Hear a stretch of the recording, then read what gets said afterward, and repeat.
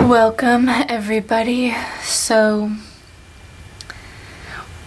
we're going to be working on a whip stitch. We're going to be sharing that process with you. So this is a part of our craft terms glossary, and in that we explore different terms, not only to share the practice with you, but also to work on our collection called Primary Deconstruct, which is a slow fashion collection. It's a combination between hand sewing and machine sewing, and so today we're going to be working on the whip stitch, and in that exploring the metaphorical meaning of the term, what that might mean to our psyche and our associations, what that might mean to the process of decolonization, the process of colonization, and then the process of decolonization, and in that building relationship with our psyche and with our materials, with our environment. And so we want to start by entering into this space of ritual and of ceremony by acknowledging the land that we're on, the indigenous land that we're on, as occupied Coast Salish and Duwamish territory. And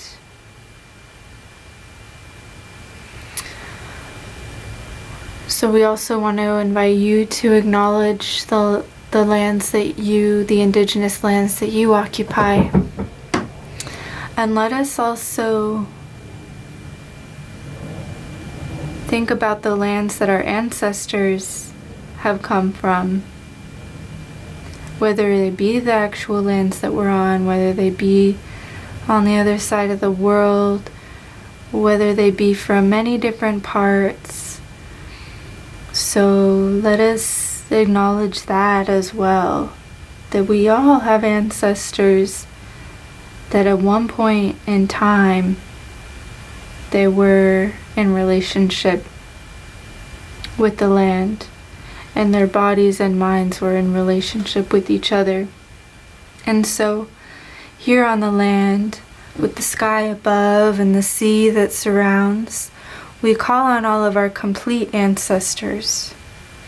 We call on the directions of our complete ancestors. We call on the elements of earth, fire, air, water, and ether to guide us through the process of transformation. And let us raise the flag of the imagination and begin with our whip stitch. So this is a garment, a piece from the Primary Deconstruct collection, and right now it's kind of in pieces. It's like, I think two or three different jeans, along with lots of different materials taken apart and then reassembled in different ways. So it's in the process of becoming a jacket. And right now we're going to be doing some applique on the back of the jacket. And there's some patchwork, some pieces from this red canvas material that I found at a thrift store, I think on Lopez Island in the San Juan Islands. Although I'm not sure what lands, what tribe, whose lands those are, so that would be a good thing to look up. And I have these bits of tank tops, and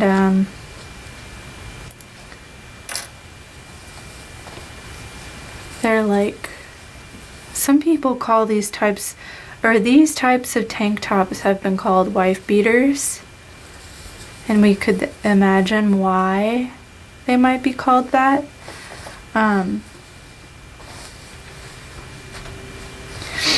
But I just wanted to applique onto here using a whip stitch with the wife beater. And I felt called to do this using the threads of this red material. So these are some fibers that were shredded that I had like pinned to this. So then I thought, wow, we can use that as the actual thread that we're going to be stitching with.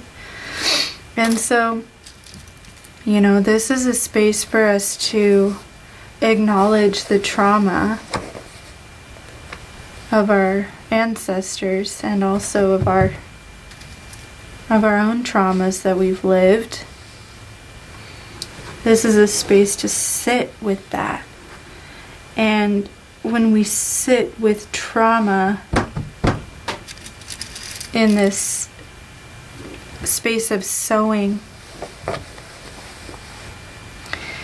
it can begin, at least personally for me, I know that it can like create it can create grooves of re-emergence in my mind where instead of lamenting, there's a physical thing that is helping me take the next step forward. So it's metaphorical, but it's also like really tactile as well. And so, and you know, as we're sitting here together, I hope that this can hold a space for you to sit with anything you've experienced and to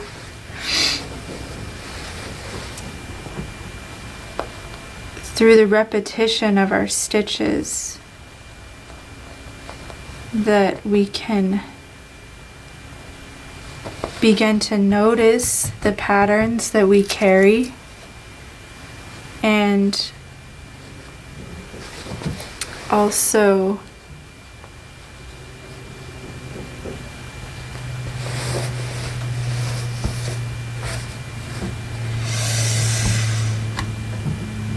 transform them.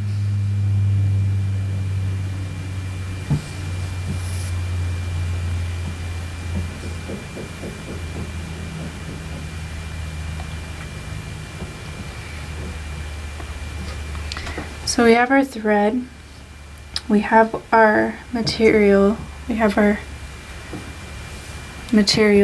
pinned to here,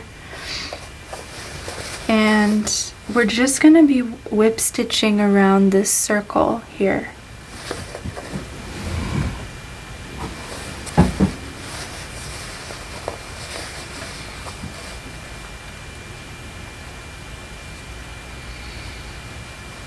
And I'm going to first enter into where this binding is enclosed as a way to tuck the tails inside. And then I'm going to knot and anchor here to start our stitch.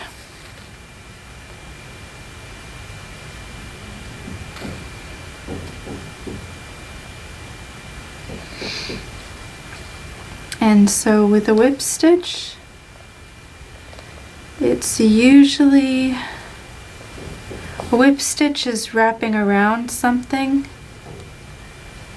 I could just be wrapping around the edge of something, but I'm wrapping around the edge of something while also attaching it to this other material. But it's the motion of just going I'm not like going back and then going back down. I'm not going in and out and in and out.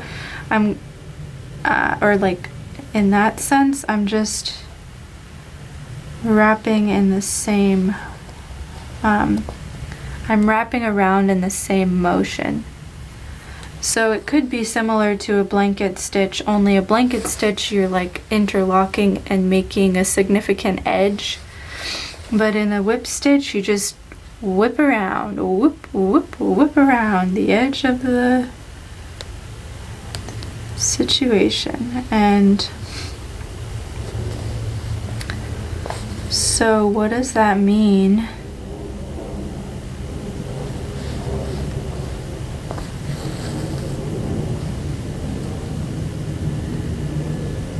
What does that mean for ourselves and where we're at? What does that mean for these materials? For me to be whipping around the edge of this neck. How can that be a process of tending? How can that be a process of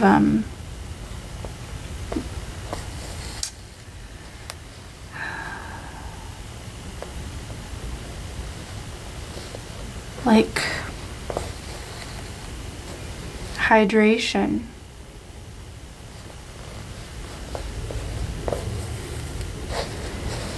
Because as I am made of water,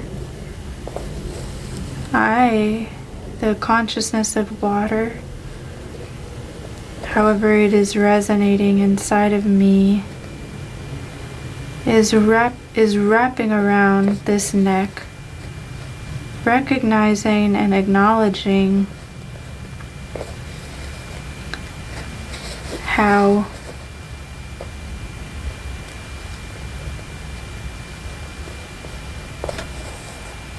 wife beaters, how this tank top of like an undergarment of a man, of a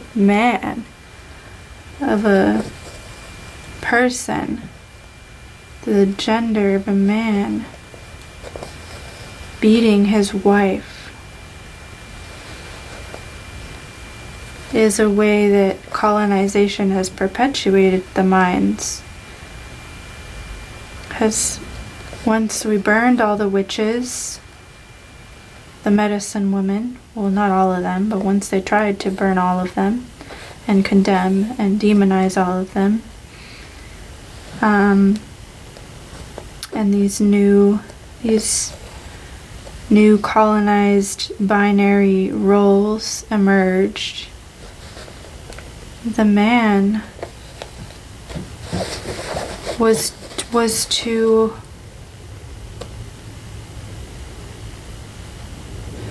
not only let out all of his aggression and oppression out onto the woman, but also to oppress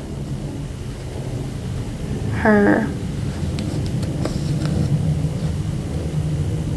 And think of how much pain we might carry in our bodies, how much aversion and avoidance we might have, and the way our consciousness emerges. Imagine how we might be oppressing our own psyche and our own consciousness,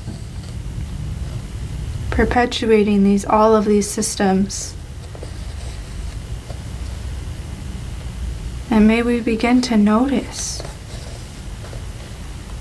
how we do that, how that's been done to us, and how we do that to ourselves.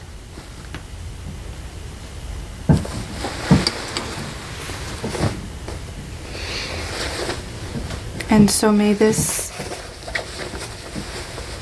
act of the whip stitch be a reminder.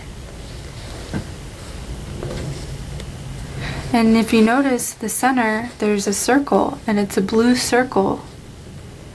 And that might represent a reminder for our consciousness as water beings of water,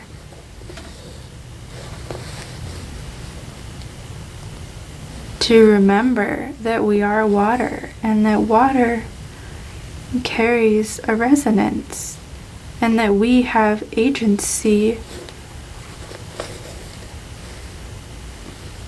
over how we resonate.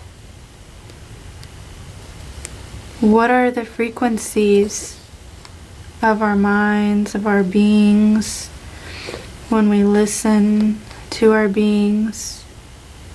In the position of this material, it's on the back, so as I listen to my back, I kind of have a pain in my back.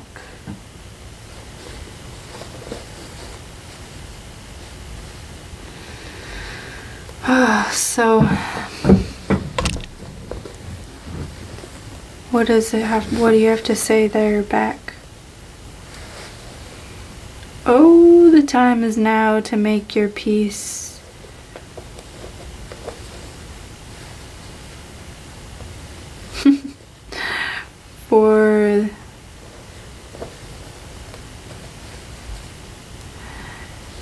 For this person, I don't want to say their name. For this person flies upon their lease, and though you know, you may not tell.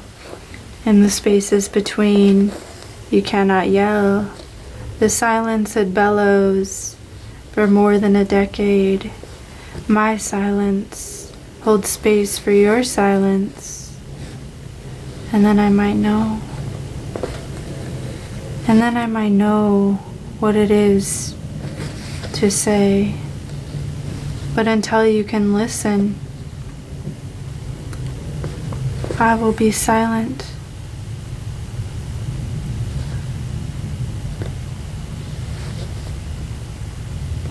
For my anger cannot make you listen. My compassion can be silent.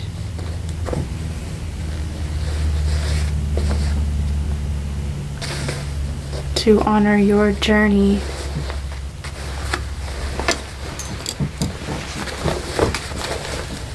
Until you can listen, I will be silent. Perhaps not silent, but I will not speak a word to you until you can listen, until you can hear what my heart has to say. There will be no words to speak to you, only lullabies by day.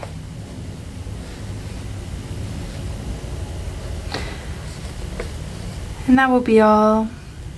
I will not mourn for you.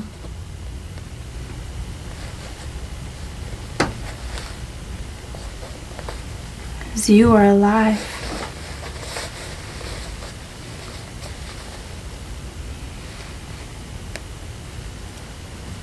Yet I see that you are caged.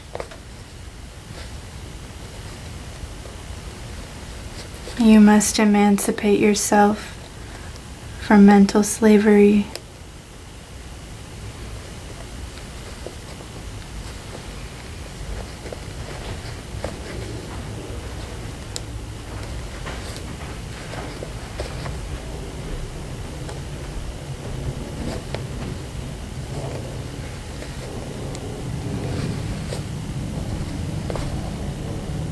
Until you can listen. I will not speak a word.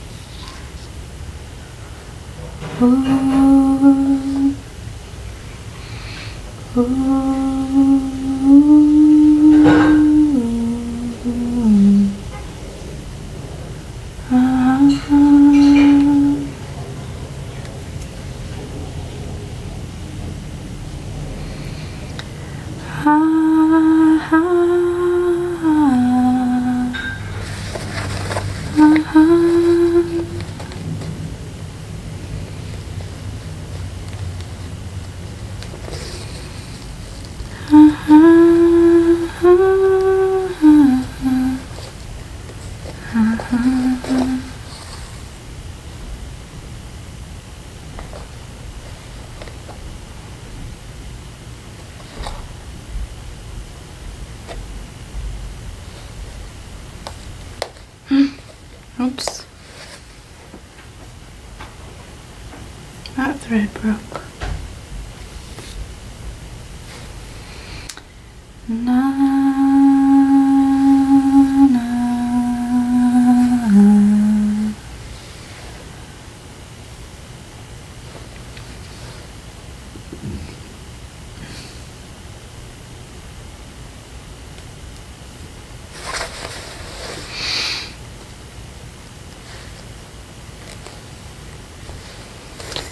Yeah, if you ever are doing research on the witch trials and see the devices used to torture women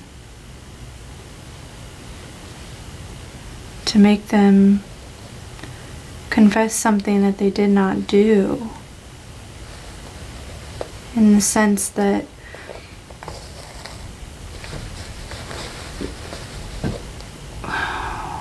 what the trials were saying that they were doing were not giving the people the right and the sovereignty to create their own terms for what they're doing. And so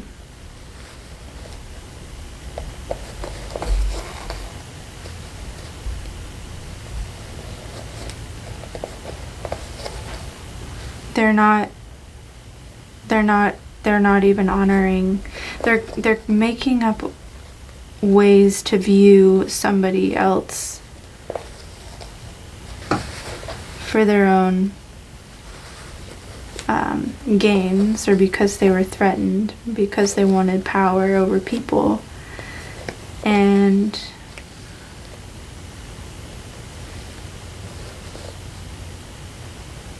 you cannot justify genocide.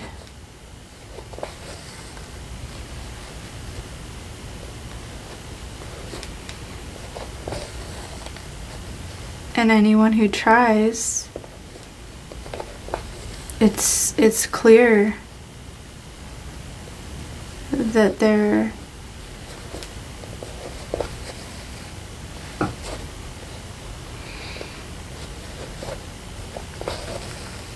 why else would they be doing that if they did not lose their own power? So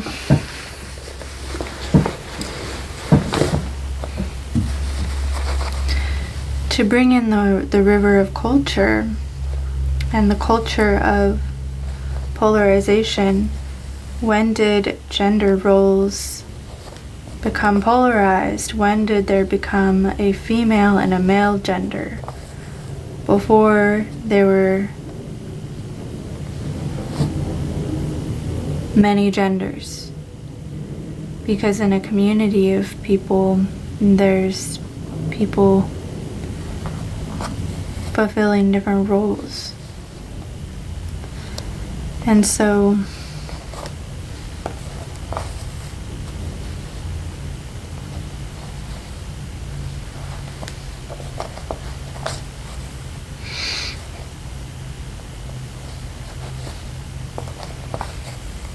somehow, through the process of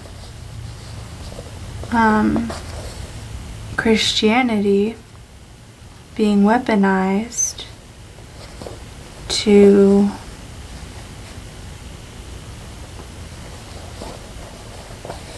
put people into roles of either a woman or a man, a he or a she. And this just wasn't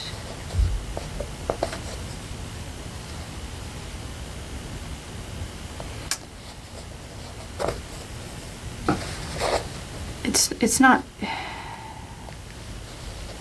yeah.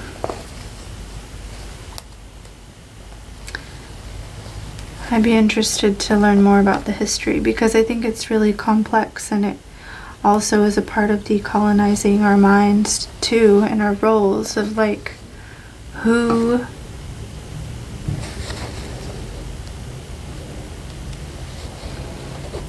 who is the fulfilling the status quo, who creates the status quo. And I think in every land, every people's, there's different history on how they saw the roles of gender, or probably didn't even have the word gender. They probably had other names to identify themselves.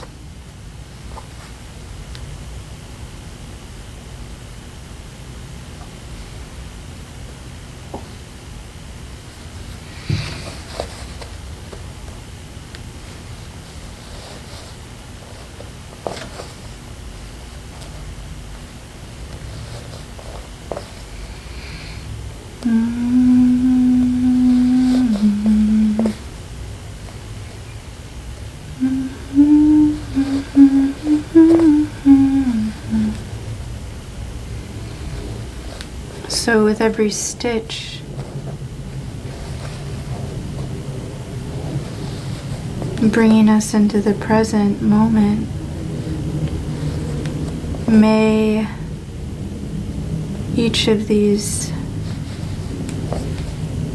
stitches, these whip stitches,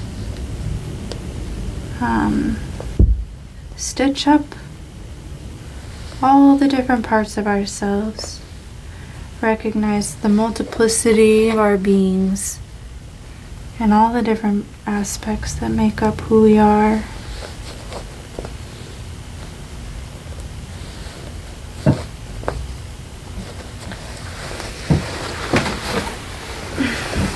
Encompassing our experience beyond our gender roles. And may we have the agency, may this be an act of sovereignty in recreating our roles, because here in this moment, this shirt is being applied as an opening of remembrance.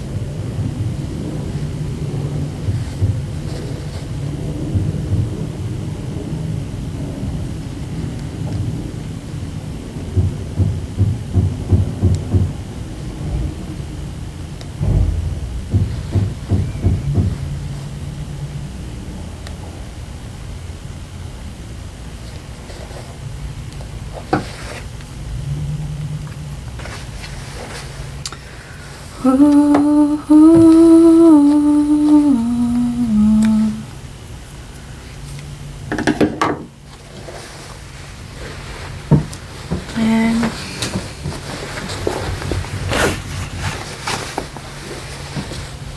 I know there's another one. There's another, well, I didn't completely finish sewing this, but we can take off our pins.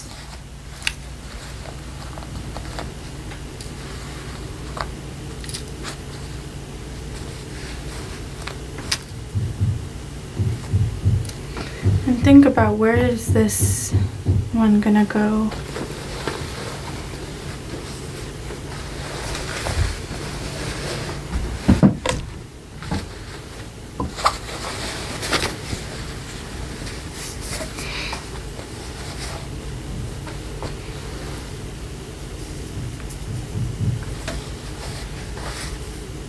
Ooh.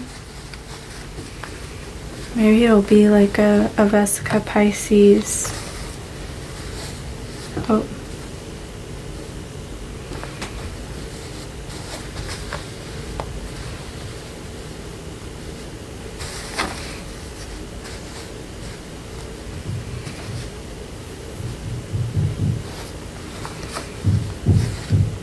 Rebirthing from this space.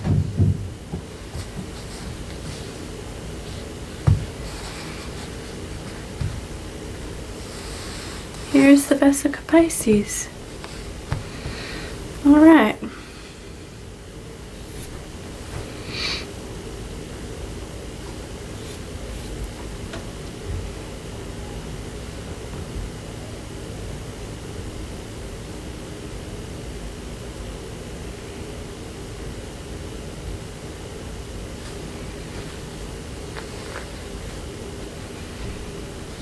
Well, in that case,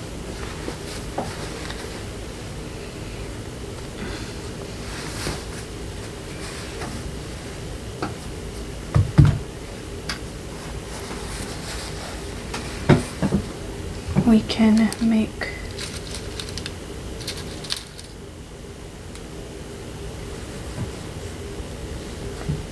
a new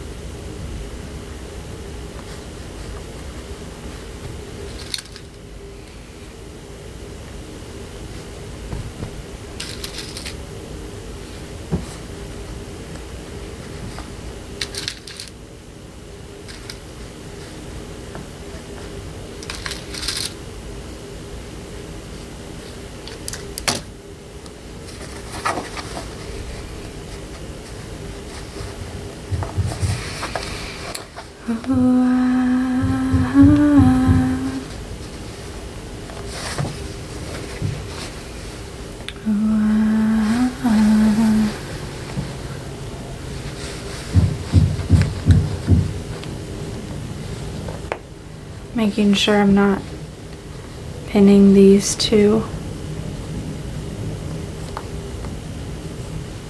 the blanket, the river.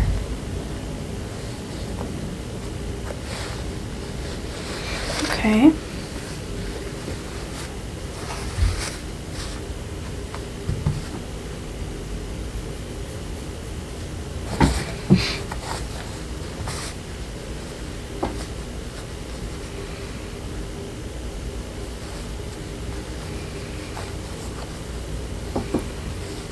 I wonder what will become of them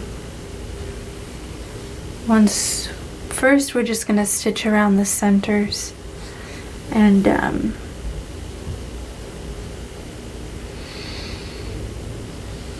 then we'll figure out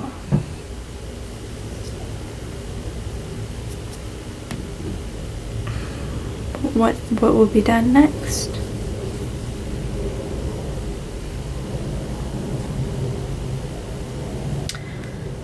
Oh,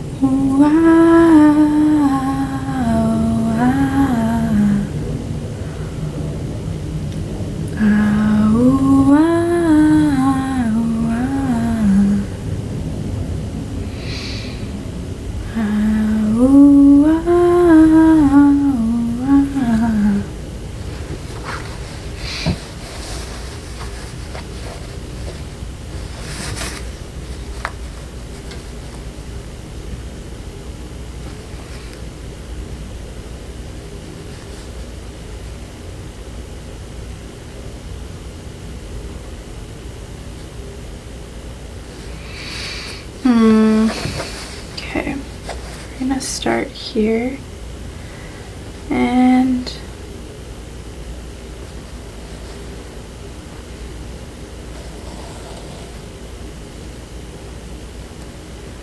I want to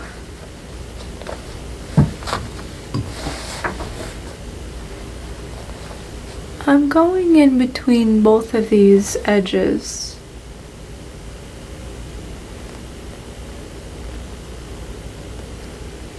And I want to I'm going to make a knot, anchoring them. And I'm going to do a whip stitch of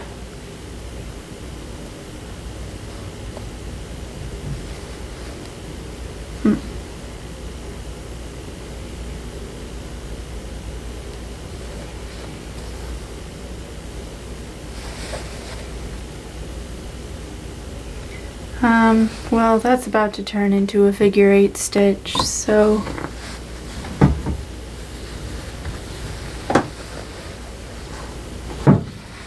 not quite that.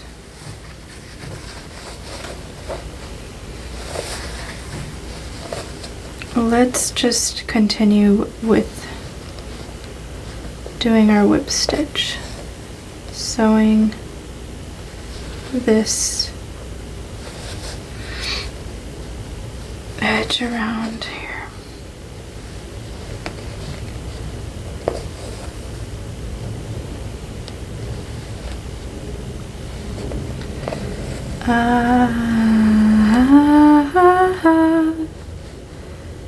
Hey, ooh, ooh.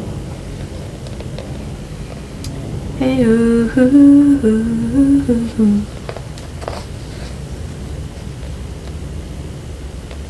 Hey, ah, ah, ah. Ooh.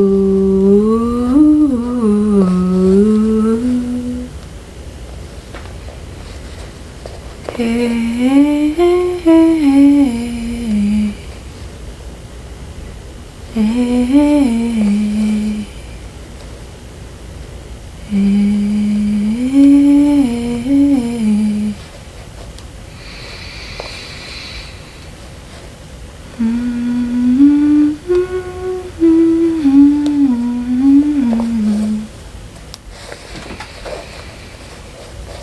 What is it like to inhale with every wrap around, with every time we put the needle in, and exhale every time we pull it out?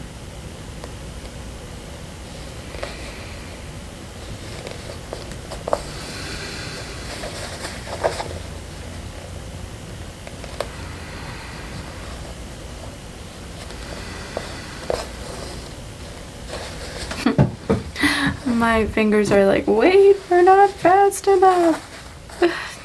Sometimes it takes us a while to enter in.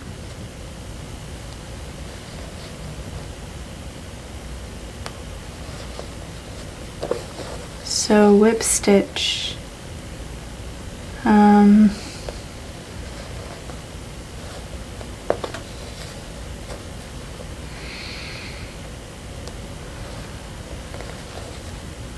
I guess the motion comes from whipping back and forth, and I think of maybe somebody riding a horse and whipping back and forth, or in their car and they're driving and they're whipping back and forth, or also of like a slave owner whipping their slave, or somebody whipping somebody who's been put in a dungeon or something, just for some sort of punishment.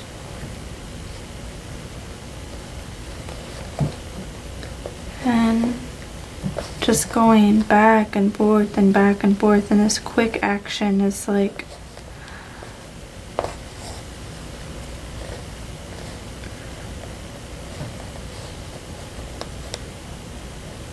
why?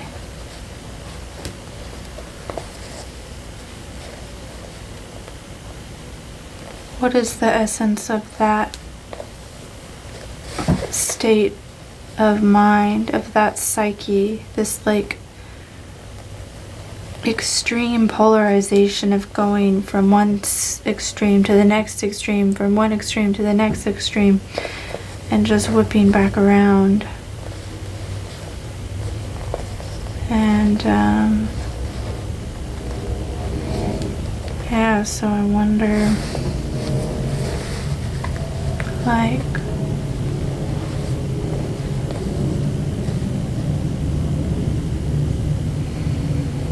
there's something holding that mind from their humanity. If somebody is going to enslave somebody else, they're not only dehumanizing another person, but they're also dehumanizing themselves. And so it was right when I started questioning that, is when I started stitching along this overlap. And it was like, okay, so there's something supporting this. There's something, because I was asking the question, what is the quality or essence of that state of mind? And it's like there's something holding it up. There's something supporting it. It's that whiteness. What's supporting it is being dehumanized. Once you're dehumanized, you can either rehumanize yourself or begin to dehumanize other people.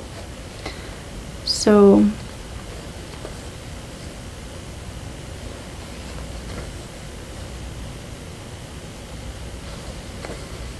how do we catch ourselves and begin to relearn how to be human? To relearn how to recognize and cultivate our emotional intelligence. Because it can be learned. It's something that can be learned. And it's something that we need to pay attention to in order to learn, otherwise it becomes neglected. Oh, that was the red spool of thread that fell. That red spool of polyester thread that fell. What does that have to say about where we're at?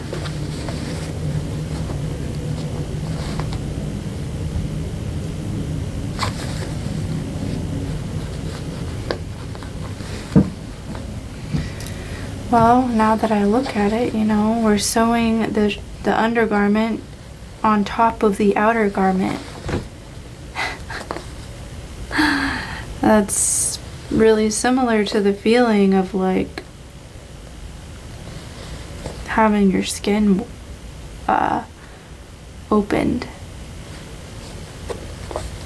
from lashing, from a whipping.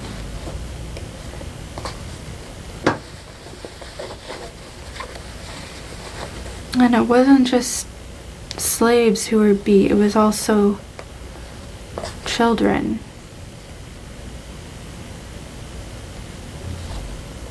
Who, I guess in a sense, they could have been enslaved. And also the children of slaves, and also the children of the slaves and the master.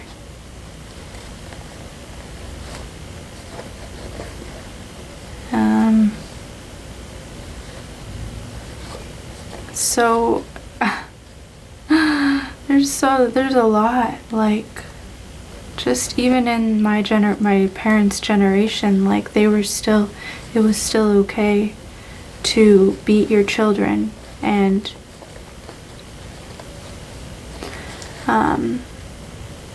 I was camping this past summer at the ocean, and I ran into this family that I knew from the church that I grew up with my parents taking us to. And it was a Pentecostal Christian church. And my dad had went there as a kid because it used to be a private Christian school. And they were encouraged to beat the children, and so one of the people there was one of the people who used to beat my dad. And he said it with such conviction, such pleasure, like it was a memory that he had that he really was happy to be remembering. And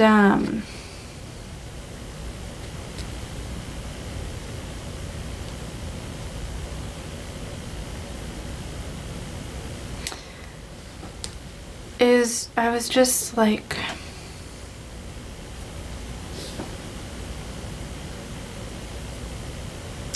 part of me was, really, I think having run-ins like that is really incredible. It was like, wow, this is definitely, this thing from the past is coming up into my present. I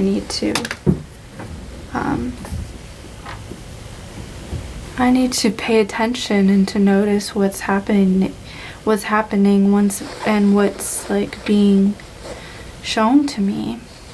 And yeah, it was another feeling was that, like, wow, I'm so grateful that I am not there anymore. I'm so grateful that my mindset is not there anymore. But while I was there, and while this man was telling me about how he used to beat my dad,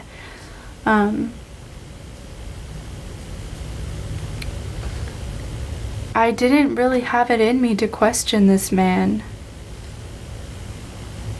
And another part of me was just shocked that nobody else was really questioning it either. Like, they were like laughing. And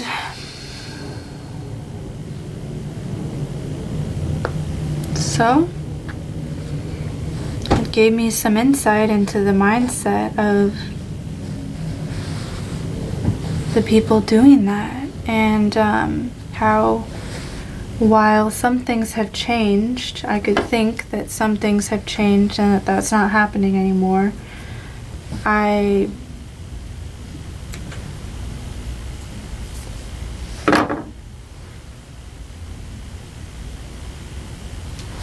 know that it is.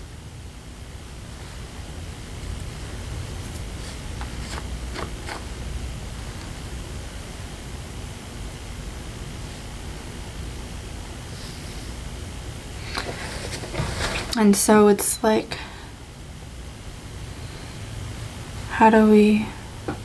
there's still work to be done.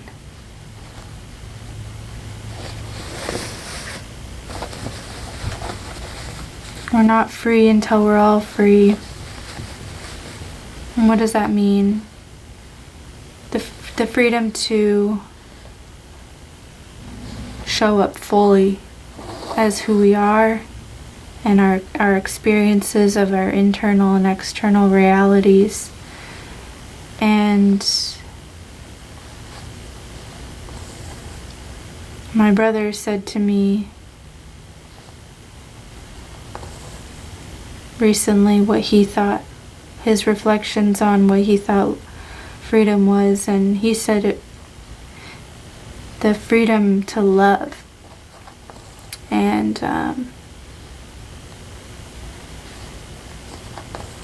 then I would question, I told him that was beautiful, but like I question, what does love mean? Because if it's like a high vibrating frequency,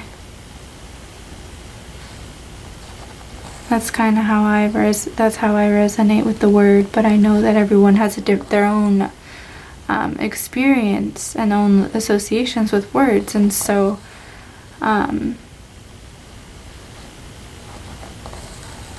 the freedom to vibe, to be in a high vibratory state of mind, the freedom to have the choice of what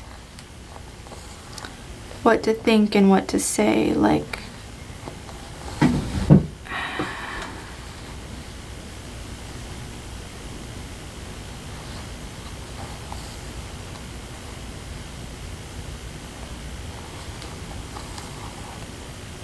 so for the man who beat my dad, I would think that I can have compassion for this man, and his family, and his community. I can have compassion for his eternal soul.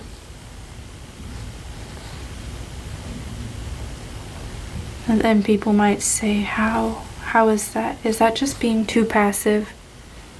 We must stop this now.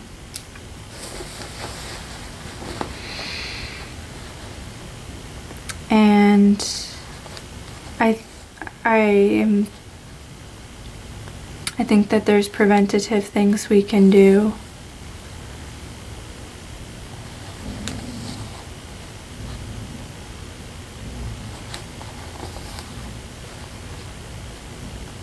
I think that prayer is really powerful, and that everything is consciousness. And so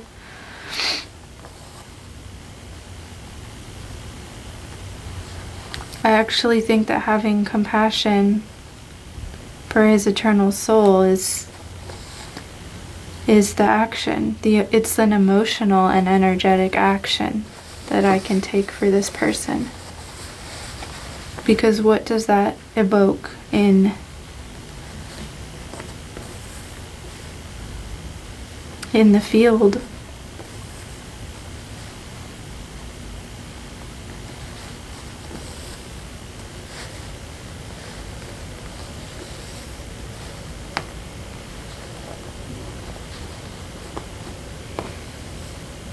You know, I could think like, I just want this man to stop, but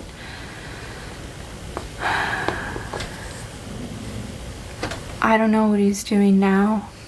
And who's to, you know, he did stop when my dad stopped going to the church, and he stopped being around that, and so people weren't beating him anymore. But like, I don't think that experience has actually left him. I wonder if it's continuing to replay inside of him. And so when I talk about prevention, it's like, well, what I can do is hold this space for us to be here and to acknowledge this and cultivate ways of transforming that pattern of oppression. And within myself too, sitting here and doing that within myself.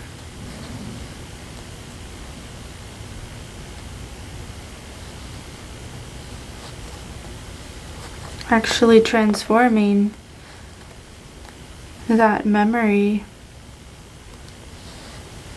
by connecting with my environment, my current environment.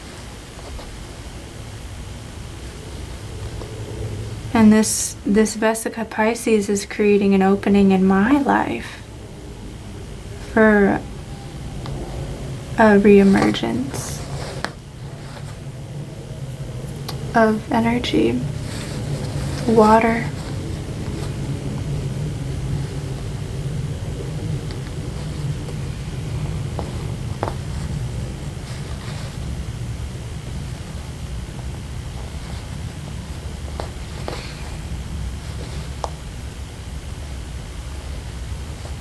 Because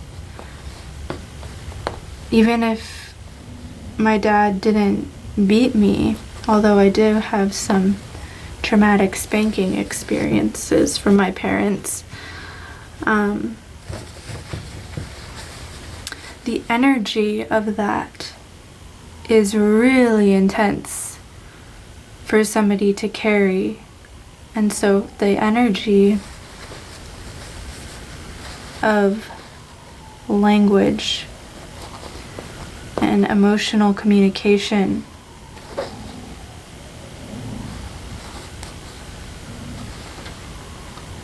and I know my dad would say that he did not want to pass his trauma on to me. And while I know he did his best, I also know that I do carry it. In some ways, I carry his trauma, I carry my mom's trauma, I carry the trauma of my ancestors, which is why I'm evoking my complete ancestors here to guide me, because they know. They can show me how to be complete, because they have the memory of what that is.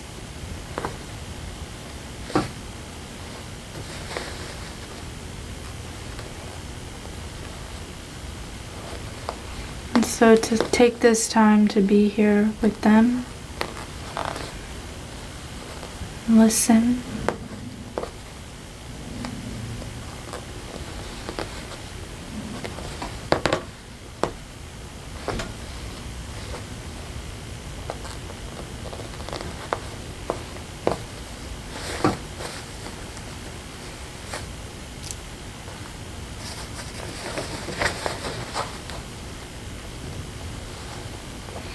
And I know a lot of times people don't want to talk about it because they're embarrassed. They don't want people to know. They only want to speak good of their parents. But I think being honest is the best we can do. And while having compassion for our eternal souls and their eternal souls.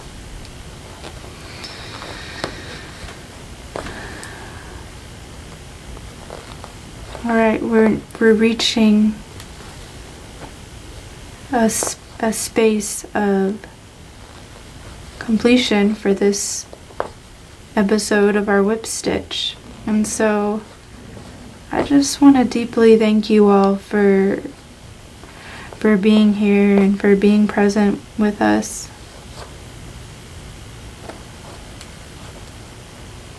And with yourselves.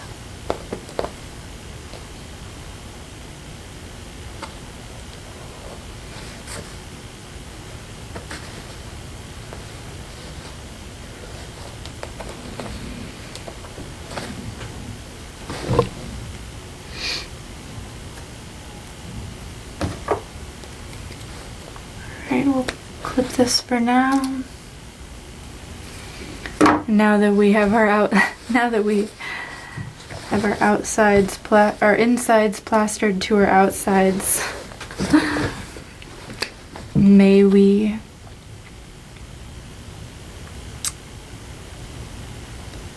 this be the ointment for our healing, for our wounds to be seen and acknowledged, and to be loved. Just for this opening here to be an opening from the cosmos for divine light to pour through and completely may your being be completely steeped within that energy from source and from creator. So we want to thank all of our ancestors for guiding us through this process of transformation and all of the elements, and we release you. So thanks everybody. Blessings.